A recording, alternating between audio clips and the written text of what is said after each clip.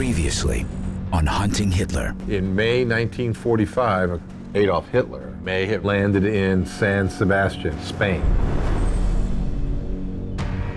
You're an escaping Nazi. This would be a good place to come, clearly.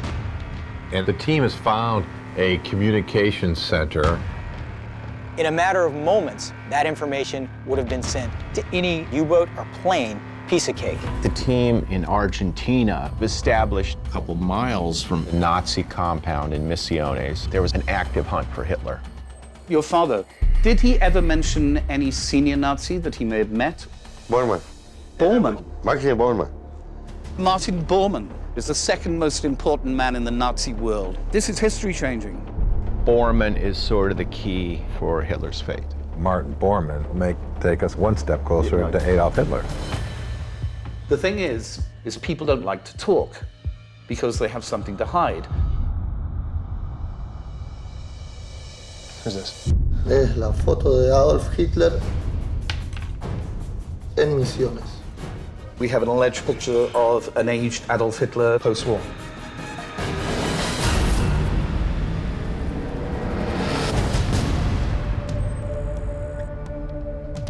John, we got our two teams. We got one in San Sebastian, and we've got the team in Argentina looking into the compound.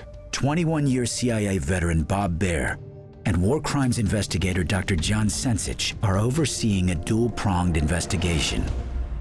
While the European team investigates how Hitler could have moved from Germany to San Sebastian in northern Spain, they focus in on the South American leg of their investigation, where they have uncovered a potential piece of forensic evidence from a small town in Misiones, Argentina, just 50 miles from a reported Nazi militarized complex in the jungle.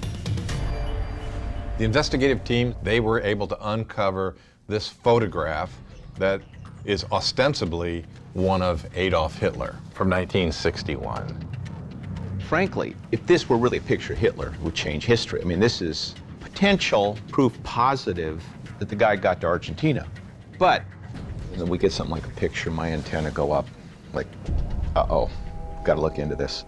A photo of Hitler in 1960, I approach that with complete skepticism. Till we can confirm, get some sort of confirmation on this picture, it would be irresponsible to show it on air. It certainly looks like it could be Adolf Hitler, but we have to be really careful with this. We have great responsibility that comes with this investigative undertaking. My major problem with the photo is we just know so little about this. Just because the photograph is found in Argentina doesn't mean that's where the photograph was taken. We don't know what it is. It's our job to get to the bottom of this particular photograph. So I've ordered a forensic analysis of the photograph, also to undertake the facial recognition. Over the last 72 hours, Animetrics Technologies has analyzed the potential photograph of Adolf Hitler in Argentina after World War II. Their state-of-the-art facial recognition software is used by law enforcement and military agencies around the world. They're scanning the images, there's an algorithm, and it gives a percentage of what are the odds that the two images match. They have shared the results of their examination with the team. What we're able to learn from undertaking that type of forensic examination, as well as our own reconnaissance, our own independent research, we determined that this is not a photograph of Adolf Hitler. As someone who's done a lot of work, forensic work with photographs, I can tell you this wasn't Adolf Hitler that was taken in the 1960s. That's okay. That's what we do. We had to investigate it. We did investigate it. We move on from there.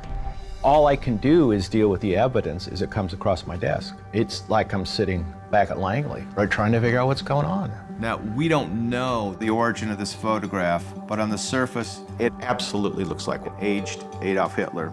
So I completely understand how if you were in a small town in Argentina and all these sightings Hitler were happening all around the world, and you come across this photo, of course you'd think it was Hitler. but at the end of the day, We have to separate the good evidence from the bad.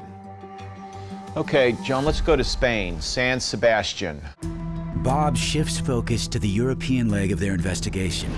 In San Sebastian, Spain, they have uncovered evidence that suggests high-ranking Nazis were fleeing to the area after World War II, including a close associate of Adolf Hitler arriving by plane in May 1945 after being spotted by the Führer's side just 1 day earlier. If you're flying out of Nazi Germany in May 45, you're not going to just, land in some airport anywhere in the world hoping you'll be okay. You got to go someplace where you got a network. This is a place that had the infrastructure, the personnel, the communication equipment. If Hitler had lived, the answer to the question as to whether or not San Sebastian would have been a place for him to arrive by plane is unquestionably yes. The next question is, well, where did he go from there? So let's take a look in the database and see if we can find some intelligence that intersects Hitler and San Sebastian, or just Spain in general. Hitler, Spain, enter. Here we go. This is a German document, special order prepared by Heinrich Müller, chief of the Gestapo. 20 April 1945, subject, Führer's special trip to Barcelona. The members of the Führer's entourage are the Führer, Reichsleiter Bormann. There's something going on here. What's unique about this document, it's an internal German military order issued 10 days before Adolf Hitler is alleged to have committed suicide. It's an incredible find. For me, this is a huge piece of evidence. The head of the Gestapo was clearly planning an exfiltration of Hitler and his closest advisors. Internal documents belong to a government. It's something very secret. So I think right through April, the whole system is geared to get Hitler out. We've always theorized that if Bormann indeed escaped Berlin, and if Hitler did commit suicide on April 30th, 1945, perhaps they would be together. This document does show the intent of the people, and that intent is for the Führer and Martin Bormann to flee to Barcelona together. You're right. And what is in Barcelona? Is this even credible that you would send Hitler there? Let's go to Barcelona and find out what type of evidence we might be able to generate in relation to this Führer's special trip. Oh, I think absolutely.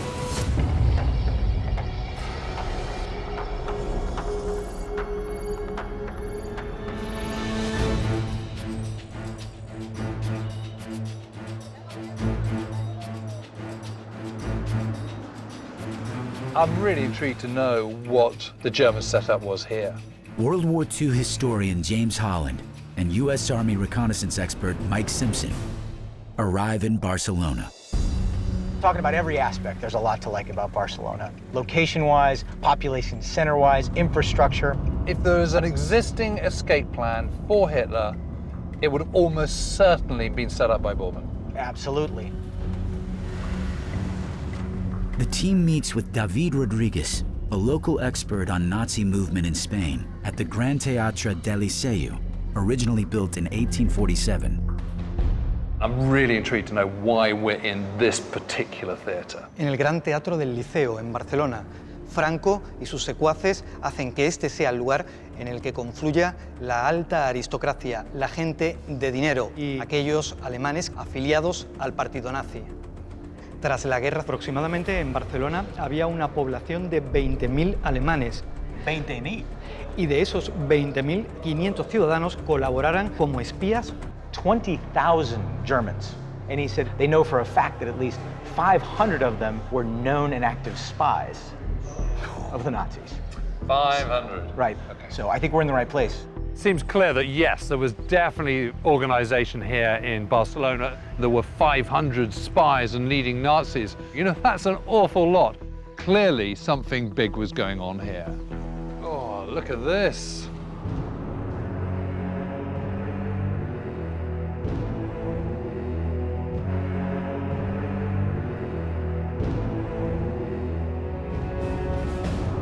Look at it. Aquí, afiliados al partido nazi, se situaban en las butacas más caras. where we're looking down, the high-ranking Nazis that would be here, this is where you would see them. Specifically, they would have the honored seats up front.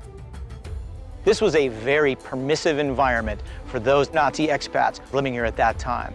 And we're talking about a population of 20,000, 10 times what we were talking about up in San Sebastian. If this is what's going on above the water, it's anybody's guess what's going on below the surface. El Salón de los Espejos. Whew. Gosh, it's stunning, isn't it?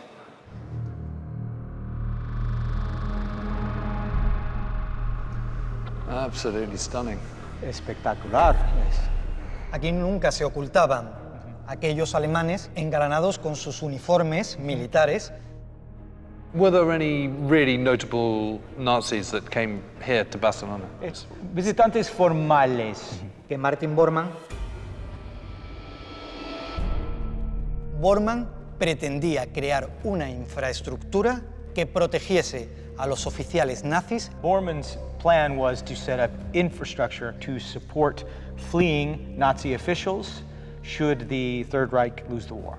Las organizaciones clandestinas de los nazis apoyaron, financiaron, ayudaron a los hombres de Hitler. They were prepared to support them, they were prepared to support Hitler, they had prepared false documentation, and Franco had even designated members of his own guard that would work in a security capacity. Right. So let me just get this absolutely clear. Before the end of the war, Bormann had set up a plan for Hitler's escape. Sí. The more we peel back the layers, the more this is looking like exactly what we're looking for. Martin Bormann was scouting out locations for a rat line to get the Fuhrer out of Germany and into a safe haven.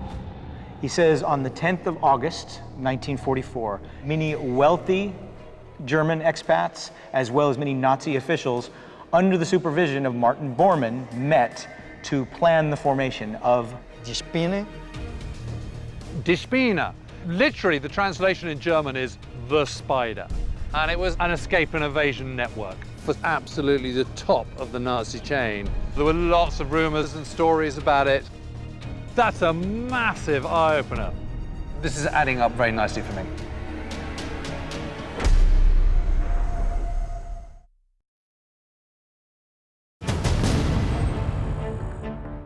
Our team has uncovered that Martin Bormann was in contact with people in Barcelona relative to the secret organization Die Spinne, the Spider Network.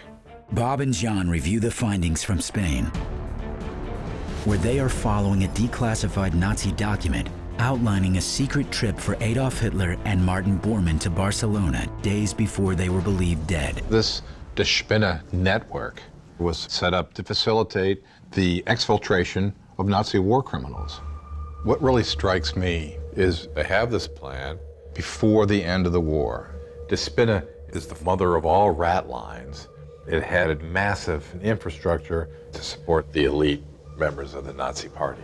The question remains is how far did this network actually reach? Let's find out. Look up Die Spinne. Well, here we have a CIA document.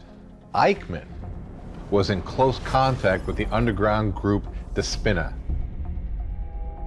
It is believed that he also financed from his stocks this underground movement and paid for the international travel expenses of wanted war criminals. Eichmann is a new piece of this puzzle. Adolf Eichmann was one of Hitler's closest allies and a major organizer of the Holocaust. During the war, Eichmann was responsible for facilitating the mass deportation of Jews to concentration camps throughout Europe. In 1950, he fled to Buenos Aires, Argentina, where he lived in a modest house and worked for Mercedes-Benz under the alias Ricardo Clement. In 1960, he was captured by the Israeli Mossad and sentenced to death. If somebody like Eichmann, one of the most wanted men in the world, actually got out using the web, Die Spinne, I think we just have to consider that network was also intended for Hitler to use in his escape. Absolutely. Everybody knows that Eichmann lived in Buenos Aires.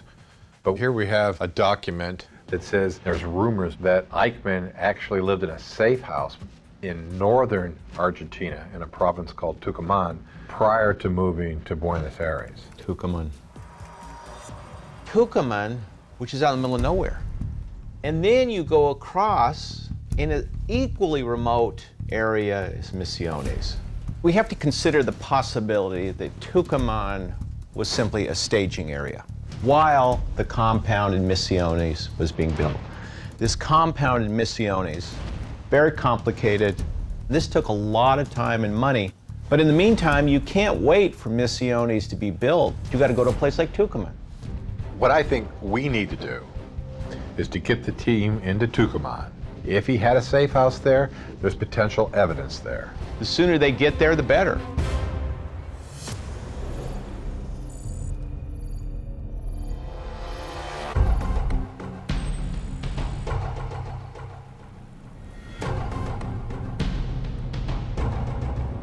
Well, we're 1,400 miles from Buenos Aires, up in the northwest province of Argentina.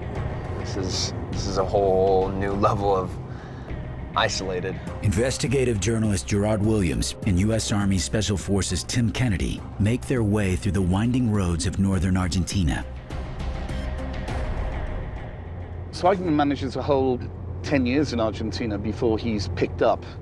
He lives under the name Ricardo Clement.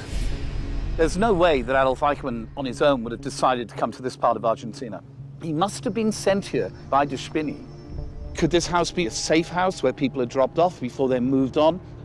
And that's what we got to go find out. We are coming close now, guys.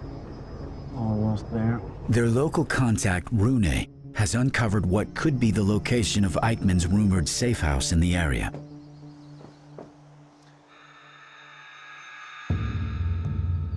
Here we are.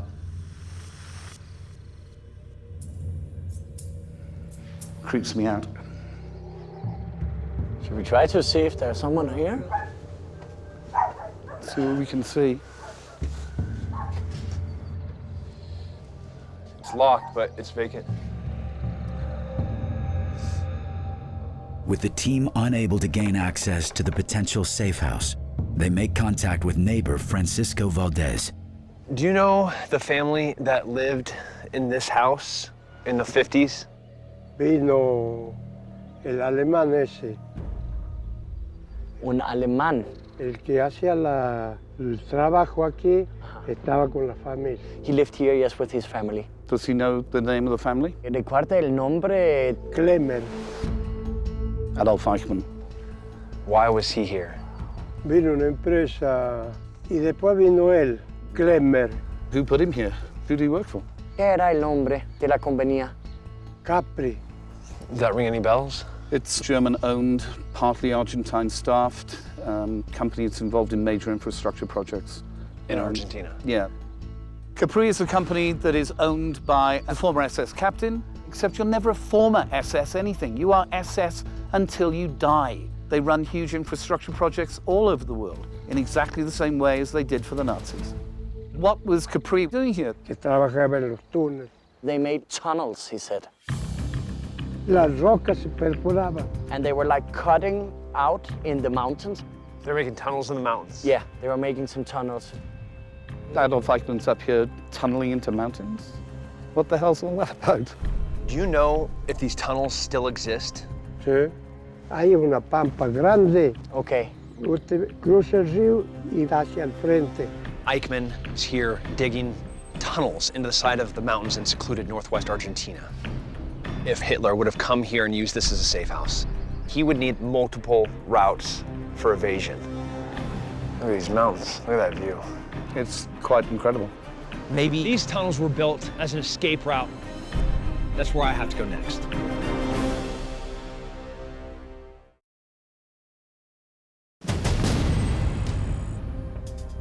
I feel good about Barcelona. You know, we've got documents related to it. Bormann was intimately tied to De Spina. While the team continues to investigate the Eichmann safe house in Tucumán, Argentina, Bob and John discuss the Spanish leg of their investigation, where a declassified Nazi document outlines a secret trip for Adolf Hitler and Martin Bormann to Barcelona, days before they were believed dead. In Barcelona, we know there were Nazis there, and we know there's a German culture there. It was open for Hitler, but where do you go in Barcelona? You just don't show up there and walk around the streets. Right. We need to find out which safe houses, which routes, which infrastructure was used to facilitate the fleeing war criminals. I think we need to dig into the database and see if we can find some information. And there we go. This is coming out of an MI6 file reported on October 22nd, 1950. Bormann is without a doubt the brain behind Die Spinne. He is known, rather ironically, as the Great Eminence because of the robes worn by the monks at his monastery hideout in Spain. And look, it's been documented totally that the Vatican helped the Nazis. So, I mean, we are within the parameters of reality here. After World War II, an intricate system of escape routes throughout Spain known as the Rat Lines were established to help Nazi war criminals flee Europe. According to a 1947 American embassy memo, these rat lines were allegedly supported by the Catholic Church by providing false documentation and places of refuge at local monasteries. Now, the question is which monastery? We've got hundreds of them around Barcelona, but which one would he go to? Let's see if we can find an answer to that. Look at this. It's coming from the Federal Minister of Justice, West Germany. And it goes on to say, Martin Bormann is living in the St. Benedict Monastery at Montserrat, near Barcelona, where he found sanctuary with the Vatican's consent. I mean, John, when you look at this, you got Barcelona here, right on the coast, and then you go up to here is Montserrat. Montserrat is approximately 25 miles from Barcelona. You are really in the mountains here. We need to know whether Montserrat, this particular monastery, had any Nazi connection. Number two is, can you actually hide out there? Because it's a monastery doesn't mean you can just move in. I mean, was there a place that he would feel comfortable and safe? Agreed. Next stop is Montserrat.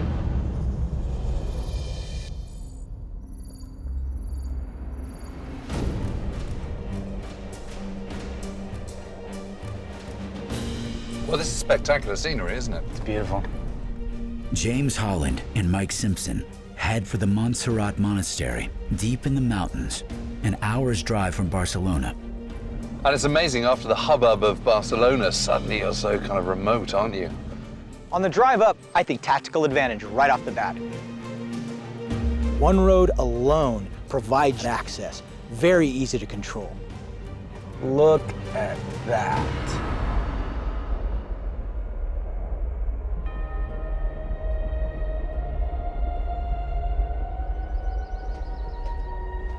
That's such an amazing view. The monastery was absolutely stunning. These beautiful mountains, strange rock formations, and there's this Benedictine monastery kind of sort of tucked away beneath this kind of rock face. A Nazi war criminal would want somewhere discreet, out of the way, and very well protected. Frankly, he couldn't ask for a better place. Hola, padre. Me llamo Mike. Mi colega James. The team makes contact with Friar Hilari Reguer, the monastery's historian. El abad Oliva fundó aquí un monasterio hacia el 1025. Padre, con permiso, específicamente tenemos interés en la época de la Segunda Guerra Mundial. 1940 visitó Montserrat Himmler. ¿Otra vez? Himmler. Himmler is one of the absolute top Nazis. He is the head of the SS.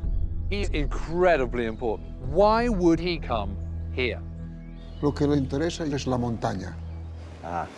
Himmler said to one of the monks, "We want to see the mountain. We're interested in the mountain." ¿Qué tienen de interés las montañas? La leyenda de que la montaña está hueca, que era como un refugio. Y después algunas cuevas hay. Las más importantes están... Con permiso. Dice, ¿cuevas? Cuevas. ¿Hay cuevas acá? Unas grandes cuevas, muy extensas y profundas. Con mucho espacio. Sí, sí. These are extensive. Very extensive. Before the Nazis would have fully committed to using this site, they would have had to do what's known as a site survey. and assess the value of this site. Normally, this could have been performed by any mid-level military officer, but in this case, it was Himmler himself. That tells me that this place was very important. Look at this. Yeah, we're there.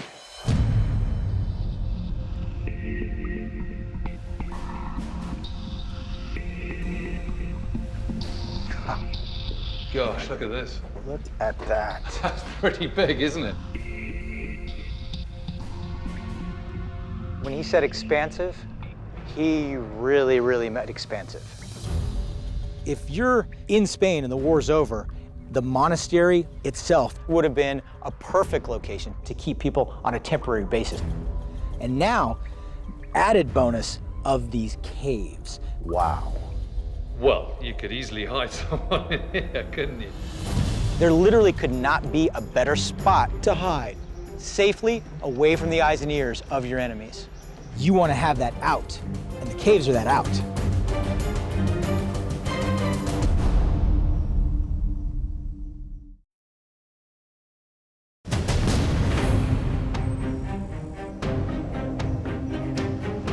In Tucumán, Argentina, He said this direction, but it's vague. Tim Kennedy investigates the area surrounding Adolf Eichmann's safe house in search of rumored tunnels that could be connected to Die Spinne, an organization to support the escape of the highest-ranking Nazi war criminals, as reported by a declassified CIA file. When I hear the Nazis were in the mountains digging tunnels, immediately, especially considering that this could be a safe house, I'm thinking of escape routes. I need to get inside of these tunnels, and I need to really try to discern what they were doing here. While Tim scouts the mountain for a tunnel entrance, You found the key? Oh, good stuff. Here we go. Okay, muchas gracias. Gerard Williams gains access to the interior of Eichmann's safe house.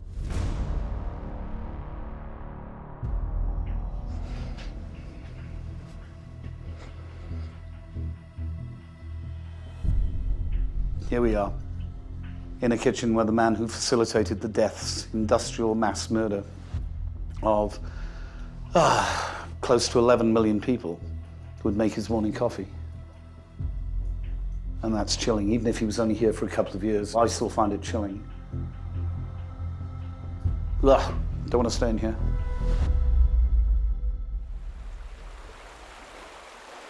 The old man said that the tunnel entrance was in the valley.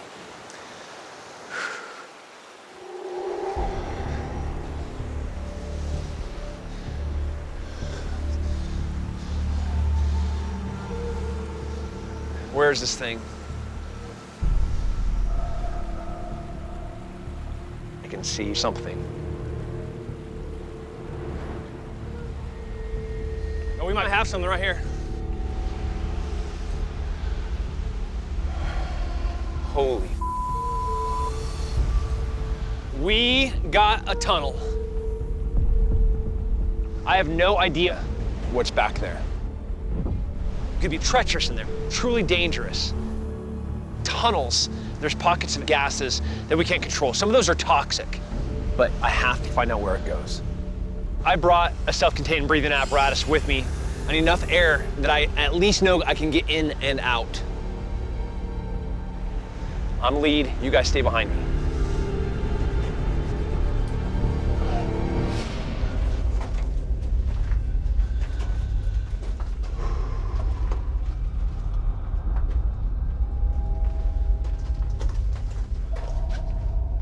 It's like a wall right in front of us. I can see a little bit of light popping through.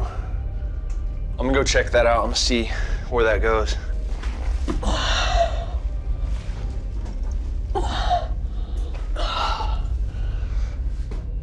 I've got a couple of chambers. They're cutting off multiple tunnels. All right, we have at this intersection right here. You can see, right here, look at these archways. I mean, this is a corridor. This was planned. This was built specifically for the movement of people. Massive tunnel system. Roughly 200 meters from the mountain base entrance, Tim runs into an intersection leading to 3 distinct man-made pathways. Tunnels like this, going straight into bedrock, that takes time, that takes money, that takes backing. If these tunnels were built as an escape route, they did it well.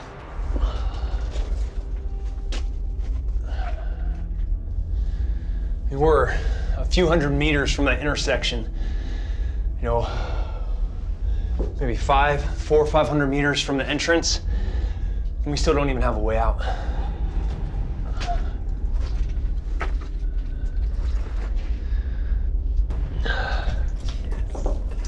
Straight ahead.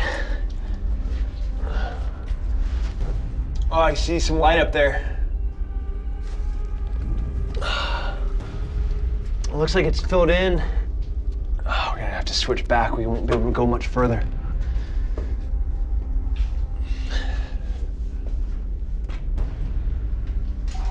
Oh, it's starting to smell bad. Yeah, I'm not sure I'm gonna go much further like this. Man, I'm gonna put my mask on. I don't go any further breathing this air. This is a complex tunnel system. You're trying to track a fugitive that's evading you, and he runs to that tunnel, and you try to follow him. That's dangerous. It looks like we reached the end of this chamber. I have tunnels that are dropping off. I have tunnels that are going to dead ends. If you don't know where you're going through that tunnel, you could be lost. Watch your footing right here. Slow down. Just go straight down. But right here, we got an opening. Whoa.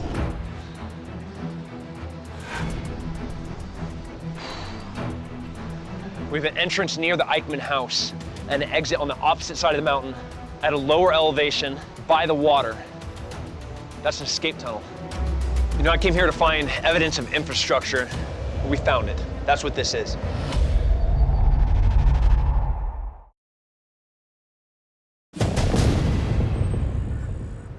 Well, we sent the team up to Tucumán looking for this potential safe house Eichmann was supposed to have lived in. The team was able to locate this house, and they learned Eichmann was working for a company called Capri, and that they were digging tunnels through a mountain. And the team was able to go through the tunnel. What do they find on the other side of that mountain? An opening that goes down to lower elevation, and right there's a river, a method of escape. So these guys built this tunnel for a damn important reason. In Tucumán, we found a tunnel, a place to go underground. Clearly, Eichmann intended to make an escape route. So while Misiones is being constructed, Tucumán could be the perfect staging area for Hitler. Let's go back to Barcelona.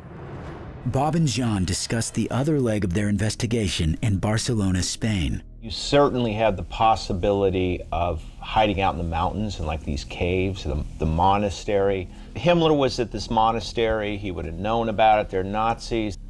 We determined that Barcelona's interesting for a safe house and for meetings, but for Hitler to escape, he needs to get out of Spain and go to South America. What is the point of exit or egress from Spain? That's where we have to go, find the most likely place for that. Yeah, I agree. I mean, it's, you know, look, we looked at Vigo was a possibility. The activity of the U-boats here in Vigo was enormous. At the end of the war and after the end of the Second World War. But you simply can't narrow it down to one particular base. I mean, what if in the meantime you're in Vigo and there was an American battleship parked off the coast? You have to have multiple exit routes. You have to, in the middle of a plan, be able to alternate. You do not have one exit. You have to have a second exit, and a third, and a fourth. You're always worried about an ambush. If Vigo is plan A or plan B, what's plan C or plan D? I think we should, start getting into the documents and look and see if there are any other U-boat bases, and whether they were active in May of '45. U-boat, Spain. All right, we've got something here. A now declassified Argentinian intelligence document. We see here that Ludwig Freud, an agent of the Third Reich, stated that on 7 February 1945, a U-boat brought to Argentina huge funds to help in the reconstruction of the Nazi Empire, having sailed from Cadiz, Spain. They're saying money here, but just as easily you could have been putting people on a U-boat out of Cadiz. Yeah, what's going on in the Gulf of Cadiz? We're no longer in the Mediterranean. It gives a clear shot to the Atlantic. Yeah, that's the only other way out. Question is, though, are there any U-boat bases here? You find me a U-boat dock here, and I'll be very happy. That'll make two of us.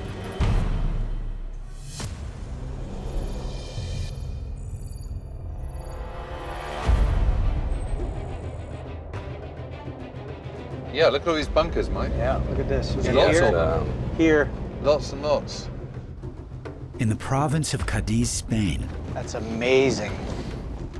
James Holland and Mike Simpson are joined by local historian Alfonso Escuadra.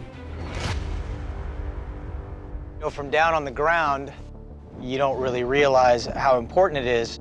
This is a maritime choke point, so you control access in and out of the Mediterranean from right here.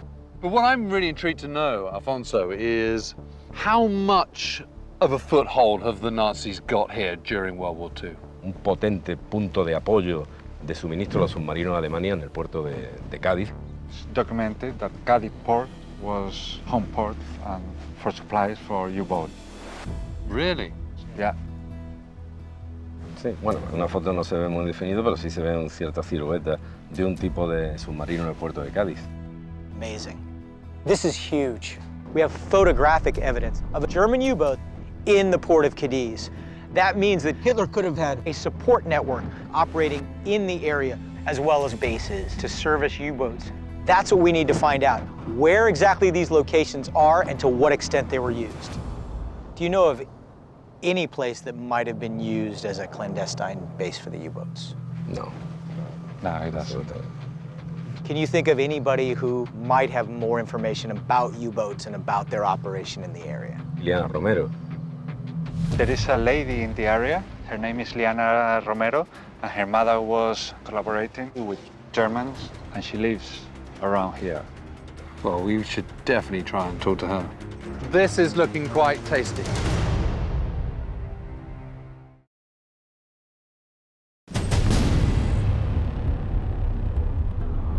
This looks like the place. In the province of Cadiz, in southern Spain, James Holland and Mike Simpson are investigating a declassified Argentinian document that reports German U-boats were sailing from this area to Argentina in the final months of the war. German U-boats were operating in Cadiz, but we still don't have an exact location yet. We're definitely in the right area, but that's what we need to pin down. In search of a possible location that Hitler could have used to load onto a U-boat in Cadiz, the team arrives at the home of Liana Romero, whose mother was rumored to be connected to Germans in the area. We've been told that your mother had a very interesting time here during World War II. Well, that is true. She worked for the Germans. I can tell you that she escaped from Russia when she was 10 years old. Oh, really? So she was Russian? See, she has a very close friend that one day proposed her to join the Bauer. And she said, that way I will help with the invasion of Russia and finish with the communists. So she signed up as an agent for the Abwehr. Correct. Which is the German Secret Intelligence Service. Yeah. And in what year? 41. And what was it specifically that your mother was doing for Nazi Germany? Spying. Spying mainly on the Gibraltar area. My mother gave the information of the ships that were coming and anchoring there. Did your mother keep anything from her years as an operative? Did she keep any communiques or notebooks or anything like that that we could take a look at? I have things. Liana's mother was placed in the time period that I am interested in and in the exact location that I am interested in.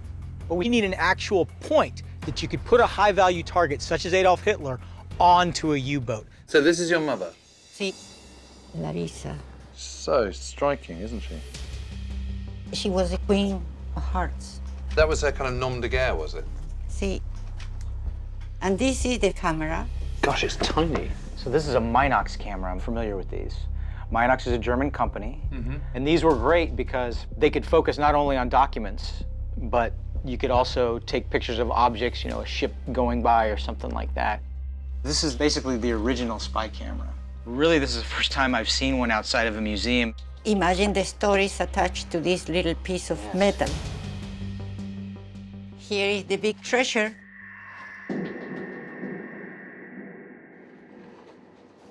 Permíteme? Sí, she used this. So what we're looking at here, James, this is an Astra 400 9mm pistol. These were manufactured here in Spain, late 30s, early 40s. Oddly enough, most of these were actually exported. Right. And guess where they were exported to? I don't know. Germany. This was a very preferred Luftwaffe sidearm. These fit perfectly with everything I know about the tradecraft. It was exactly what spies at that time used, and makes the fact that Liana's mother was a Nazi spy very reliable indeed. So, Liana, was there anyone here that your mother became acquainted with or knew who had contact with the highest Nazis? Yeah. His name was Luis Gurruchaga. He was a doctor in Dachau and Auschwitz. Really? He was a camp doctor. And he was a German? He was a German, but posed as a Spanish doctor from San Sebastian. Okay. Do you have any specific knowledge, or even just rumors, of him helping German officials who were fleeing? Not that I know. James and I are looking for, specifically, someplace that could facilitate U-boats. Is there anything you might be aware of? Well, this hotel called Reina Cristina. Reina Cristina. Reina Cristina, that was a landing spot for the submarines in this area. It's still there? It's still there, you can go there. That was the in place for all the spies. We're in Cadiz specifically to find a location that Hitler could have used as a U-boat exfiltration point. And now we have a hotel crawling with spies. We have to investigate this. Next time on Hunting Hitler. You can see why you would have so many spies here. Hay manera para salir afuera del hotel. Sí, tenemos un sitio así. So the question is, where does that go? Wow, I was not expecting this at all. Fue muy secreta la entrevista con Perón. If Hitler and Bormann were planning a Fourth Reich, they're going to have munition factories just like this. It's clear that a Fourth Reich was planned. Now we just need to find the brain, the headquarters for the Fourth Reich. Look at this. If they were making explosives here, whenever they stopped, it doesn't look like they started cleaning up. Analyzing explosive test card. Holy